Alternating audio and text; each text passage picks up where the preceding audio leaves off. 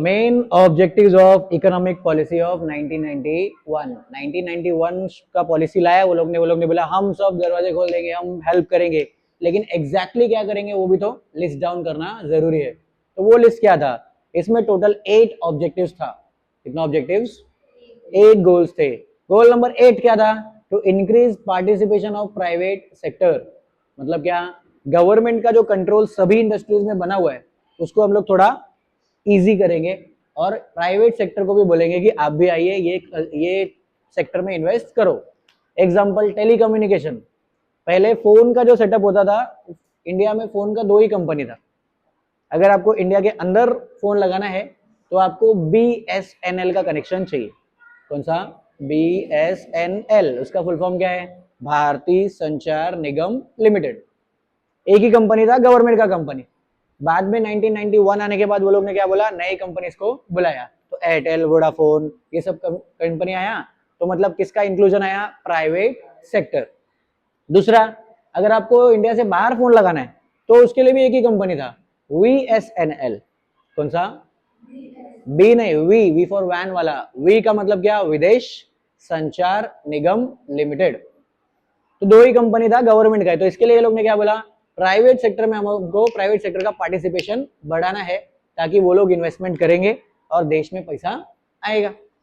दूसरा चीज, economic policy का ऑब्जेक्टिव नंबर 7, वो लोग ने क्या बोला? To establish international trade relations for free flow of goods without any restrictions. Next number 7 वो लोग का ऑब्जेक्टिव क्या था? कि हम पूरे दुनिया में जाएंगे, अलग अलग कंट्री के साथ में ट्रेड रिलेशन बनाएंगे। क्या बनाएंगे? ट्रेड रिलेशन, मतलब ट्रेड डील साइन करेंगे ताकि हमको दूसरे देश से सामान खरीदने में भी इजी रहेगा और बेचने में भी इजी रहेगा, इंपोर्ट करने में भी इजी, एक्सपोर्ट करने में भी easy.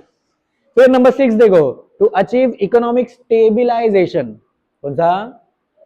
Stabilisation and to reduce fiscal deficit. तो 2.2 इसमें है, 2 ऑब्जेक्टिव है। ऑब्जेक्टिव नंबर 1 क्या? Economic stabilisation. याद करो 1991 में इन्फ्लेशन रेट कितना था? 16.7%। तो इकोनॉमी स्टेबल है क्या? नहीं। तो इकोनॉमी को स्टेबल करने के लिए वो लोग ने क्या बोला? हमारा new economic policy we have got so that we can bring stabilization. हम लोग ताकि स्टेबिलाईजेशन ला सके, इकोनॉमी को स्टेबल बना सके, इसके लिए हम लोग ने पॉलिसी लाया। दूसरा चीज, फिस्कल डेफिसिट कम करना। What do you mean by fiscal deficit? अगर कोई देश में एक्सपोर्ट्स का नंबर कम है और इंपोर्ट्स का नंबर ज्यादा है, मतलब दूसरे देश से हम लोग ज्यादा खरीदी कर रहे हैं लेकिन दूसरे देश में ज्यादा सेल नहीं कर रहे, तो फिस्कल डेफिसिट हमारा माइनस में। क्या? माइनस में, मतलब दूसरे देश से कर्जा लिया है वो हम लोग भर नहीं पा रहे। तो वो कम करने के लिए इंडिया ने क्या बोला? हमें क्या चाहिए? We want new economic policy.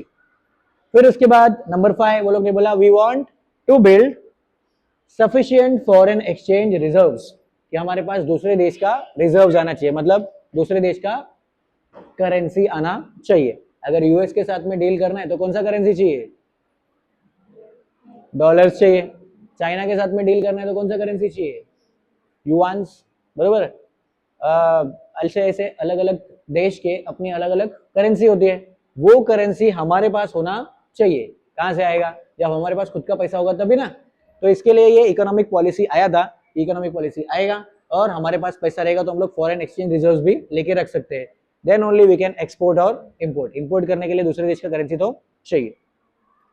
फिर उसके बाद नेक्स्ट है objective number 4, to acquire higher economic growth rate.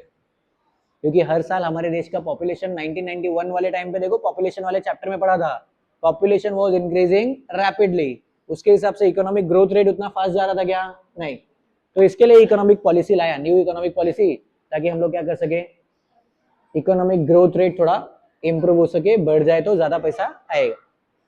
उसके बाद number 3, to correct disequilibrium. क्या? Disequilibrium. डिस इक्विलिब्रियम मतलब नॉट इक्वल, अभी इक्वल नहीं है in the balance of payment.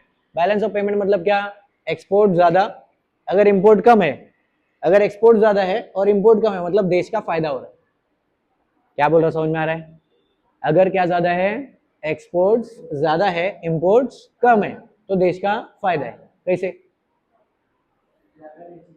हम लोग सेल ज्यादा कर रहे हैं, मतलब दूसरे देश का करेंसी हमारे पास आ रहा है, तो हमारे करेंसी का वैल्यू बढ़ेगा। अगर हम, चलो ये पहले देख लेते हैं, अगर एक्सपोर्ट ज्यादा है इंपोर्ट कम है तो उसको बोलते हैं बैलेंस ऑफ पेमेंट पॉजिटिव में है। इसमें है पॉजिटिव, प्लस में हम लोग कैसे, क्योंकि हमारे पास दूसरे देश का करेंसी आ रहा है और हमारे करेंसी का वैल्यू बढ़ रहा है। अभी इसका ऑपोजिट सोचो, अगर इंपोर्ट ज्यादा है और एक्सपोर्ट कम है तो देश का फायदा है कि लॉस है? लॉस है। क्यों? क्योंकि दूसरे देश का करेंसी हमको वापस देना पड़ रहा है और हमारे देश की करेंसी का वैल्यू लेस हो रहा है, तो इसको बोलते हैं बैलेंस ऑफ पेमेंट माइनस में है, बरोबर। अगर इंपोर्ट और एक्सपोर्ट दोनों इक्वल है, जितने पैसे का हम इंपोर्ट कर रहे हैं उतने का एक्सपोर्ट कर रहे हैं, तो उसको बोलते हैं इक्विलिब्रियम। क्या बोलते हैं? कि वो बैलेंस ऑफ पेमेंट इक्विलिब्रियम पे है। तो अभी हमारे देश में क्या चल रहा था? Dish equilibrium. अगर माइनस में चल रहा है वो बैलेंस ऑफ पेमेंट, उसको बोलते हैं डिस इक्विलिब्रियम। तो डिस इक्विलिब्रियम को बैलेंस करना, उसको करेक्शन करना, वो भी किसका ऑब्जेक्टिव था? New economic policy 1991। Okay, objective number 2, to bring down the rate of inflation.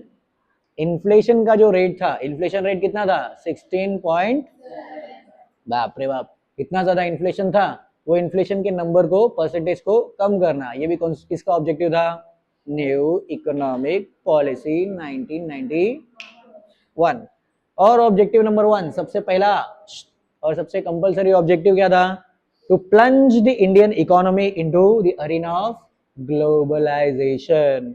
Globalisation मतलब तब तक पूरा दुनिया एक कनेक्टेड, वेल कनेक्टेड मार्केट बन चुका था, लेकिन इंडिया ने अपना इकोनॉमी क्लोज करके रखा था। बोला था हमारे यहाँ पे पूरा कंट्रोल हमारे गवर्नमेंट के हाथ में है, हम फॉरेन कंट्रीज को आने नहीं देते, फॉरेन कंपनी हमारे यहाँ बिजनेस नहीं कर सकते, बंद किया था। तो ये न्यू इकोनॉमिक पॉलिसी है, वो लोग ने बोला हम लोग ग्लोबलाइजेशन में एंट्री मारेंगे, नए नए बिजनेसेस हम भी दूसरे देश में चालू करेंगे और दूसरे देश को हमारे देश में भी चालू करने देंगे, बराबर। तो these were objectives of economic policy of 1991।